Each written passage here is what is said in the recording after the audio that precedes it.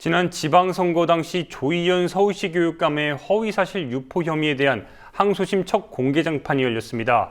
검찰은 이미 당선 무효형인 1심보다도 양형이 상향돼야 한다고 주장했고 변호인단은 선고 유예를 요청했습니다. 1심에서 말을 아꼈던 조희연 교육감도 변론에 앞서 승소 의지를 피력했는데 노지민 PD가 취재했습니다.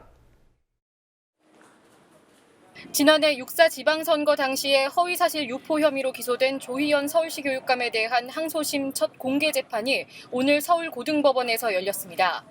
1심에서 당선 무효형을 선고받은 조희연 서울시 교육감은 재판을 앞두고 항소심에 임하는 소회를 밝혔습니다. 선관위가 주의 경고했고 경찰이 무혐의로 판단한 사안을 검찰이 무리하게 기소했습니다. 2심에서 성실하게 소명하도록 그렇게 노력하겠습니다. 새로 꾸려진 변호인단에는 서울중앙지법 부장판사로 재직하면서 선거법 및 부패 관련 사건을 담당했던 민병훈 변호사가 합류했습니다. 조 교육감이 승부수를 띄웠다는 평가가 나오는 가운데 1심에서 말을 아꼈던 조희연 교육감도 변론에 앞서 승소 의지를 피력했습니다. 오늘 재판의 최대 쟁점은 최경영 뉴스타파 기자의 트위터를 근거로 한 고승덕 후보자에 대한 의혹 제기가 허위사실 유포에 해당되는지 여부였습니다. 검찰은 조 교육감 측이 의혹을 제기한 근거가 신빙성 없는 트위터와 발언이었고 진위 여부 확인 없이 기자회견을 가졌으며 고승덕 당시 후보에 대한 해명 이후에도 허위사실 공표를 계속 이어갔다고 주장했습니다. 하지만 변호인단은 6만 6천 명을 거느리는 파워 트위터리안인 최경영 기자가 실명으로 게시한 글이었다는 점을 강조했으며 고승덕 후보자가 영주권이 없다는 객관적 자료를 요청한 것이라고 반박했습니다. 또한 변호인단은 피고인이 파악해야 할 것은 의혹의 제기 여부이지 의혹의 진위 여부가 아니라고 강조했습니다. 의혹 제기가 선거의 공정성을 저해했는지를 두고도 양측의 주장이 팽팽했습니다.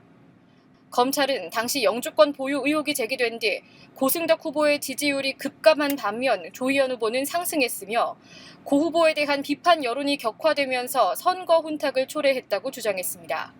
이에 대해 변호인단은 진보 진영 후보자의 인지도가 선거 과정에서 오르는 것은 일반적이고 지지율 변화는 후보자 방송 토론회의 영향이었다면서 추후 증거를 제시하겠다고 말했습니다.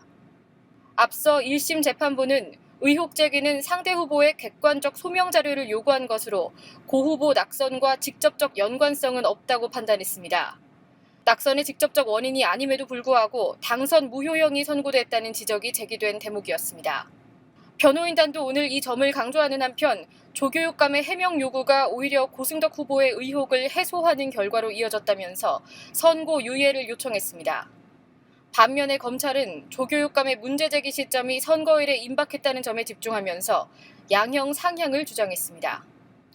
이른바 원세훈 유죄 판결 등 반전 판결로 유명세를 타온 김상환 부장판사의 법리적 판단에 무엇이 변수로 작용할지도 관심이 집중됩니다. 한편 시민사회에서는 조희연 교육감에 대한 검찰 기소가 무리하다는 주장이 이어지고 있습니다. 재판에 앞서 기자회견을 가진 조희연 교육감과 교육자치 지키기 공동대책위원회는 이번 사건을 정권의 교육자치 흔들기로 규정하고 조희연 교육감의 무죄를 호소했습니다. 정당하다. 조희연은 무죄다. 재판부는 오는 24일 오후에 재판을 열고 피고인이 신청한 증인들의 증언을 청취하겠다고 밝혔습니다. 추가적인 변수가 발생하지 않는 한 내달 7일 결심 공판이 열릴 예정입니다. 국민TV 뉴스 노지민입니다.